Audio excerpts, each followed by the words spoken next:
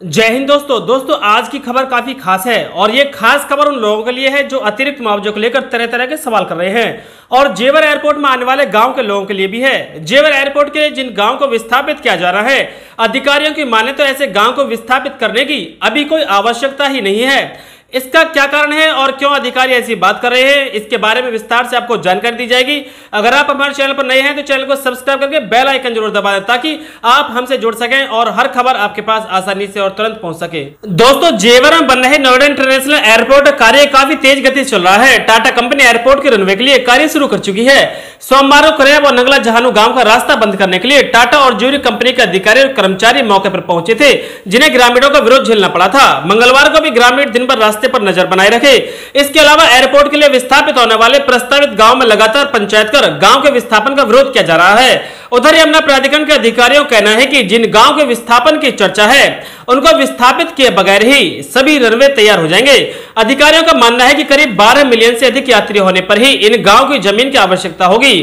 अनुमान है कि जेवर में बन रहे नोएडा इंटरनेशनल एयरपोर्ट पर 12 मिलियन यात्री होने में करीब 10 वर्ष का समय लग सकता है। इसलिए गांव के विस्थापन को अधिकारी ठंडे बस्ते में डालते हुए दिखाई दे रहे हैं। लेकिन इस बात के भी दो कारण हो सकते हैं। पहला कारण यह हो सकता है कि अधिकारियों की बात बिल्कुल सही हो, जबकि दूसरा कारण यह हो सकता है कि ग्रामीण विस्थापित होने के लिए सहमति नहीं दे रहे हैं। वह 10 वर्ष के बाद मुआवजा मिलने की खबर के चलते अधिकारियों के इस रुख के बाद जल्दबाजी में आसानी से सहमति दे सकते हैं। आपको बता दें कि विस्थापित होने वाले गांव के करीब 18 से किसानों की सहमति यमुना प्राधिकरण को मिल चुकी है, जबकि 5000 किसानों की सहमति मिलने के बाद प्राधिकरण गांव के विस्थापन की प्रक्रिया शुरू कर देगा। इसलिए इन गांव में लगातार पंचायत का दौर जारी है ताकि अधिक से अधिक किसानों को समझा बुझाकर सहमति देने से रोका जा सके।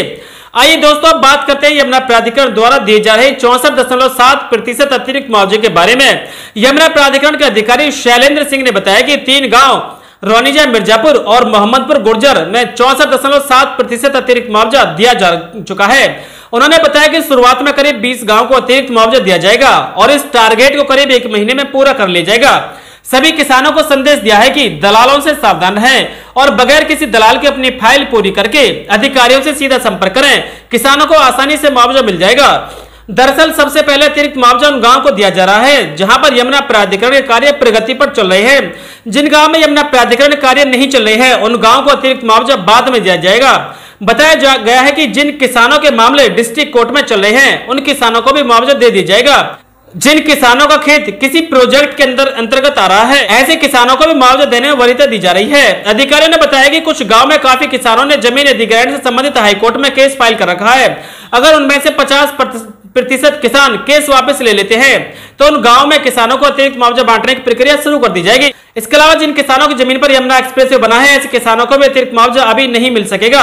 यमुना एक्सप्रेसवे का निर्माण वर्ष 2007 में शुरू हुआ था, जबकि निर्माण कार्य होने से पहले ही किसानों की जमीन खरीद ली गई थी। बताया जाता है कि वर्ष 2012 में नो लिटिगेशन इंसेंटिव के आधार पर मुआवजा बांटा गया था। उससे पहले इस तरह के अतिरिक्त मुआवजे की कोई घोषणा नहीं हुई थी। इसलिए आशंका जताई जा रही है कि जिन किसानों की जमीन पर यमुना एक्सप्रेसवे बना है, ऐसे किसानों को अतिरिक्त मुआवजा लेने के लिए काफी कठिनाई का सामना करना पड़ सकता है। हो सकता है कि ऐसे किसानों को हाईकोर्ट या सुप्रीम कोर्ट का दरवाजा खटखटाना पड़ जाए। हालांकि फिलहाल अधिकारी ये कह रहे हैं कि ऐसे किसानों को भी मुआवजा दिया जाएगा, लेकिन काफी देर लग सकती है। दोस्तों, यमुना प्राधिकरण में अतिरिक्त मुआवजे की मांग करने वाले किसानों की फाइलों की भरमार हो चुकी है, लेकिन प्राधिकरण के अधिकारी सावधानी के साथ प्रक्रिया को पूरी करने में लगे हैं। अथॉरिटी के सूत्रों की माने तो यमुना प्राधिकरण अतिरिक्त मुआवजे के लिए 59 फाइलें आई, जिनमें गलती से 6 किसानों को दोबारा मुआवजा मिल जाता, जिसकी राशि करीब 2 करोड़ रुपए के आसपास थी। लेकिन किसानों के खाते में पैसा ट्रांसफर होने से कुछ देर पहले ही इसकी जानकारी हो गई, जिससे बड़ी गलती होने से बच गई। इसलिए अधिकारी अब काफी सावधानी से फाइलों को चेक करके किसानों के खाते में धनराशि ट्रांसफर कर रहे हैं। दोस्तों, 64.7% अतिरिक्त मुआवजा मिलना शुरू हो चुका है और मिल भी रहा है और करीब 1 महीने में यह मुआवजा बंटकर कंप्लीट हो जाएगा। तो सभी किसान साहस बनाए रखें, शांति बनाए रखें और अपने डॉक्यूमेंट पूरे करके अपनी जो फाइल है उसे यमुना प्राधिकरण में जमा कर दें और किसी दलाल के चक्कर में ना पड़े, क्योंकि दलाल के चक्कर में अगर किसान पड़ते हैं तो दलाल को भी कुछ ना कुछ उसका जो हिस्सेदारी है वो देनी पड़ती है। जबकि अधिकारियों को साफ तौर पर यह कहना है कि किसी भी दलाल के चक्कर में ना आकर अधिकारियों से सीधे संपर्क करें और अपने जो डॉक्यूमेंट्स हैं उन्हें जमा करें। किसानों को फाइल जमा होने के 3 या 4 दिन बाद ही मुआवजे की जो राशि है वो मिलनी शुरू हो जाती है। दोस्तों, हम इसी तरह खबरें लगातार अपने चैनल पर दिखाते रहते हैं। अगर आप हमारे चैनल पर नए हैं तो चैनल को सब्सक्राइब करके बेल आइकन दबाएं। बेल आइकन दबाने से आपके पास नोटिफिकेशन पहुंचेगा, जिससे आपके पास हर खबर की जो सूचना है वो तुरंत आपके पास पहुंच जाएगी और आप हमसे जुड़ सकेंगे, नई नई जानकारियां प्राप्त कर सकेंगे।